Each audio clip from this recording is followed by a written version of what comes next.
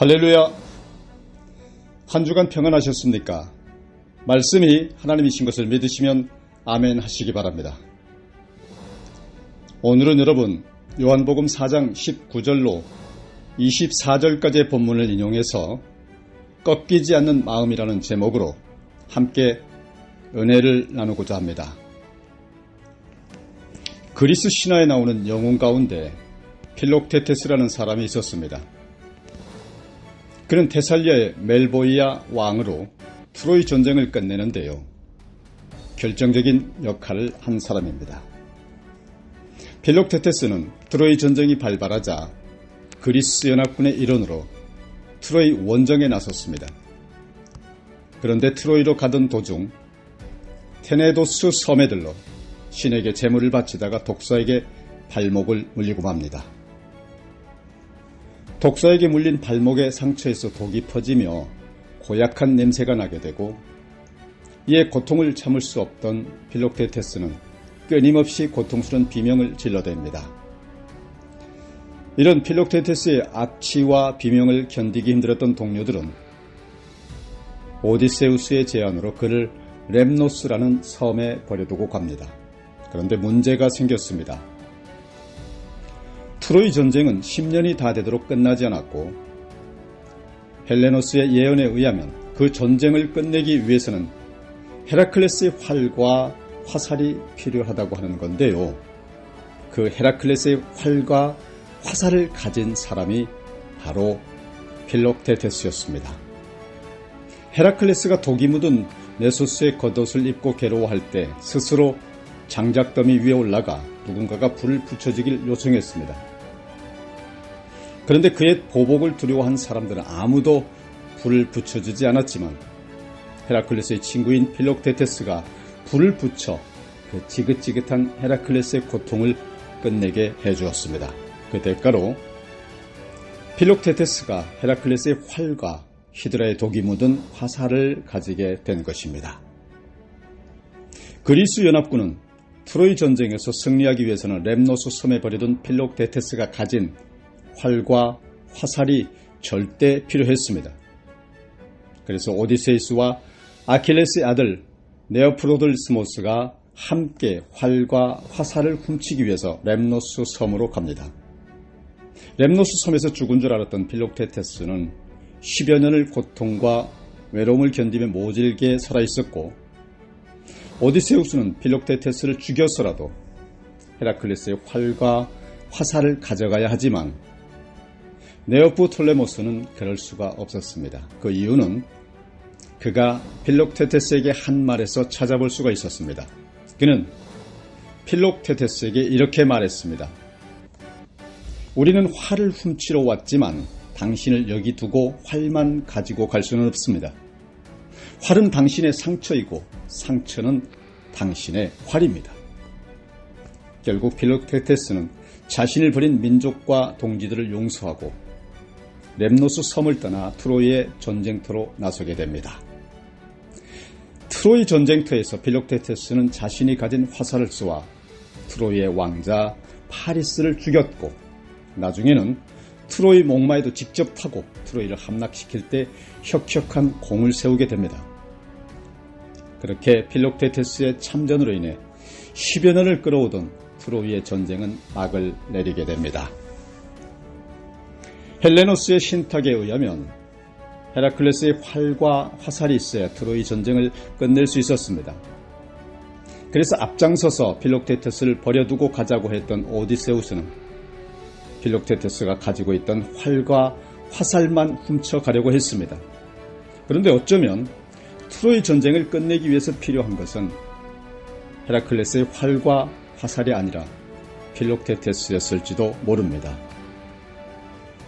네오플레테머스는 10여 년 동안 고통과 외로움에 사무쳐 지낸 필록테테스를 외면할 수 없었고 네오프톨레모스가 용서를 구하자 필록테테스 역시 지난 10여 년의 고통과 버림받은 아픔을 품에 안고 기꺼이 그들과 함께 트로이로 갑니다. 그리고 그렇게 전쟁은 끝을 맺게 된다고 하는 이야기입니다.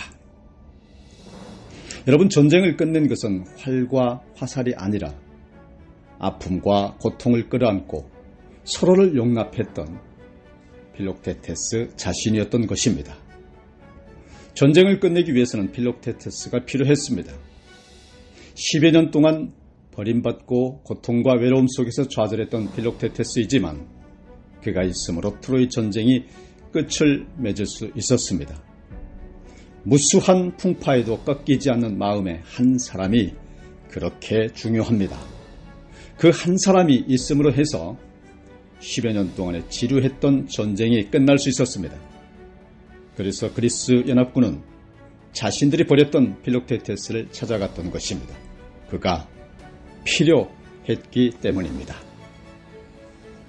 여러분, 트로이 전쟁에 필록테테스가 꼭 필요했듯이 오늘 우리를 꼭 필요로 하는 것이 있습니다.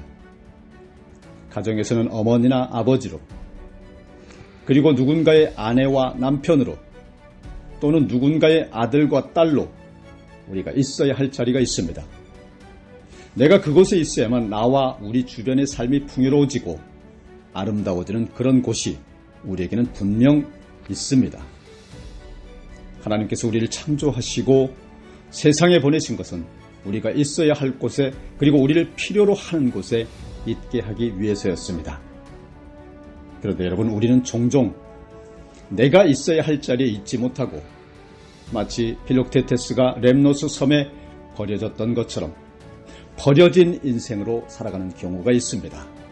그래서 하나님께서는 오늘도 우리를 간절하게 찾고 계십니다. 내가 꼭 있어야 할 자리에 어김없이 거기 있도록 하기 위해 찾고 계십니다. 과연 내가 꼭 있어야 할 자리는 어디일까요? 오늘 본문이 그것을 가르쳐주고 있습니다. 예수님께서 사마리아의 수가라는 성에 가셨을 때 야곱의 우물에서 한 여인을 만나게 됩니다. 그 여인은 참으로 사연 많은 인생을 살고 있었습니다. 두 가지 이유 때문이었는데요. 하나는 남편이 여럿 있었다는 것으로, 이것은 그녀가 창녀이거나 음욕이 가득하여 남편을 갈아치우는 못된 여인이었다는 말이 아닙니다. 한 남편과 행복하게 살고 싶은 것은 그 어떤 모든 여인의 꿈인데 그녀는 행복한 가정을 가질 수가 없었기 때문입니다. 그녀의 인생이 힘들었었던 두 번째 이유는 그녀가 사마리아 여인이라는 것 때문입니다. 당시 사마리아 사람은 유대인들로부터 멸시를 받았습니다. 유대인들은 사마리아 사람들을 이방인들보다도 더 불결한 존재로 취급하였습니다. 사마리아 사람들이 사는 동네로 다니는 것조차도 꺼리고 차별했습니다. 그렇게 마음 아픈 사연을 가진 여인이 낮 12시에 야곱의 우물로 물을 길러왔다가 예수님을 만나게 된 것입니다. 여러분, 낮 12시는 날씨가 너무 더워서 사람들이 바깥 출입을 잘 하지 않는 시간입니다. 그런데 그녀가 그 시간에 물을 길러왔다고 하는 것은 사람들 만나는 것을 극도로 꺼려 했었음을 암시하고 있습니다. 그 덕분에 예수님과 오랫동안 이야기할 수 있는 시간을 갖게 되었습니다. 그렇게 예수님과 대화를 나누던 중 이 사마리아 여인은 예수님께서 보통 분이 아니라는 것을 알게 되고 그동안 궁금했던 것 하나를 여쭤봅니다. 그것은 어디에서 예배를 드려야 하느냐 하는 것입니다. 당시 사마리아 사람들은 전통적으로 그리심 산에서 예배를 드렸습니다. 이스라엘 백성들이 바벨론 포로에서 돌아와서 제2의 성전인 수룹바벨 성전을 지을 때 유대인들은 사마리아 사람들의 참여를 거부했습니다. 그 일로 인해 유대인들과 사마리아 사람들 사이에 갈등을 겪어오다가 주전 322년 사마리아 사람들은 그리심 산에 자기들만의 성전을 세우고 거기에서 예배를 드렸습니다. 오늘 본문 20절에서 사마리아 여인은 이렇게 말합니다. 우리 조상들은 이 산에서 예배하였는데 당신들의 말은 예배할 곳이 예루살렘에 있다 하더이다.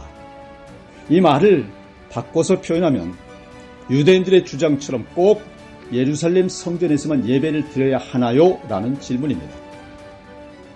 그 질문에 예수님께서는 그리심 산이냐 예루살렘이냐 하는 장소가 중요한 것이 아니다라고 말씀하시면서 아주 중요한 말씀을 몇 개 덧붙이십니다. 첫 번째는 예배의 대상을 분명히 알고 예배하라고 하는 것입니다. 22절 말씀입니다. 너희는 알지 못하는 것을 예배하고 우리는 아는 것을 예배하노니 이는 구원이 유대인에게서 남이라. 당시 사마리아 사람들은 모세 오경만을 성경으로 인정했습니다. 그래서 하나님에 대한 지식이 한정되어 있었고 예배에서도 이방의 우상을 섬기는 모습들이 도입이 되면서 예배가 온전하지 못했습니다. 그런데 예수님께서는 예배를 드릴 때 하나님을 분명히 알고 예배를 드려야 한다고 말씀하십니다. 여러분, 우리가 예배를 드리되 누구를 예배해야 하는지 명확해야 하는 거 아닙니까? 우리는 천지를 지으신 하나님, 우리의 구원자이신 예수님께 예배를 드립니다. 삼위일체 성삼위 하나님께 예배드립니다. 아무리 정성으로 드린다 하더라도 하나님에 대해서 왜곡된 생각을 가지고 예배를 드리게 되면 그 예배는 예배가 아닙니다. 예배를 드릴 때 예배를 드리지 않으면 하나님께서 벌 주실 것이라는 생각에 예배를 드린다고 한다면 그것이 바로 하나님을 왜곡한 것입니다. 왜 하나님이 벌 주시는 하나님이라고만 믿는 것입니까? 여러분, 우리는 분명히 알고 예배를 드려야 합니다. 하나님께서 벌 주실 것이 두려워서 예배 드리는 것이 아니라 온몸, 온 마음이 너무도 뜨겁고 기뻐서 예배 드리는 것입니다. 또 우리는 은혜를 받기 위해 예배를 드리는 것이 아닙니다. 세상살이에서 겪었던 상처를 치료받거나 내 삶에 지워진 무거운 짐을 내려놓고 안식을 얻기 위해서만 예배를 드리는 것이 아닙니다. 우리가 하나님께 예배를 드리는 것은 하나님은 예배를 받으시기에 합당하신 분, 마땅히 예배를 받으셔야 할 분이시기 때문에 마땅히 예배를 드리는 것입니다. 그리심산에서 예배를 드리느냐 또는 예루살렘에서 예배를 드리느냐 하는 것이 중요한 것이 아니라고 말씀하시면서 또 하나 중요하게 말씀하신 것이 있습니다. 그것은 바로 하나님께 예배하는 자는 영과 진리로 예배해야 한다는 말씀입니다. 23절 말씀입니다. 아버지께 참되게 예배하는 자들은 영과 진리로 예배할 때가 오나니 곧 이때라. 여러분, 어디에서 예배를 드리느냐가 중요한 것이 아니라 어떻게 예배를 드리느냐가 중요합니다. 여러분, 예배는 어디에서 드리느냐보다 어떻게 드리느냐가 훨씬 더 중요합니다. 그동안 우리는 코로나로 인해서 예배당에 모여 예배를 드리지 못할 때가 많았습니다. 저희도 제가 불의의 교통사고로 입원하면서 거의 유튜브 병상 설교로 예배를 드리고 있는 것이 현실입니다. 그러나 오늘 말씀은 어디에서 드리느냐가 중요한 것이 아니다라고 하는 말씀입니다. 예배를 드리는 장소보다 더 중요한 것, 그것은 우리가 어떻게 예배를 드리고 있느냐 하는 것입니다. 지금도 많은 교우들이 그런 것처럼 가정에서나 직장에서나 처한 곳에서 불가피하게 온라인으로 유튜브로 영상 예배를 드리는 것이 결코 잘못된 것이 아닙니다. 문제는 우리가 가정에서 예배를 드릴 때 예배당에 나와 예배를 드릴 때만큼 정성 들여 예배를 드리고 있느냐 하는 것이 중요합니다. 장소가 문제인 건 아니지만 때로는 장소가 우리로 하여금 집중하게 하는 효과를 가져다 주는 것은 부인할 수 없습니다.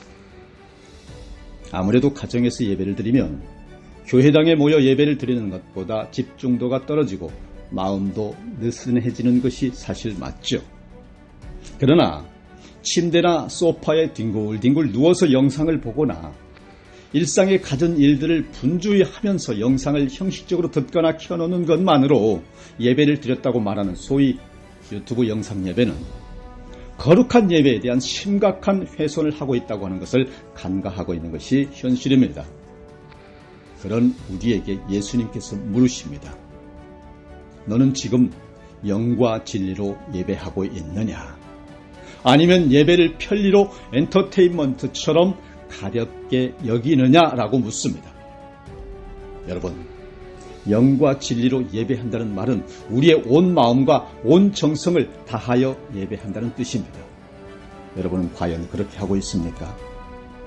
온 마음과 온 정성을 다한 영의 예배를 드리고 있습니까? 영으로 예배한다는 것은 성령의 감동 속에 예배를 드린다는 것을 말합니다.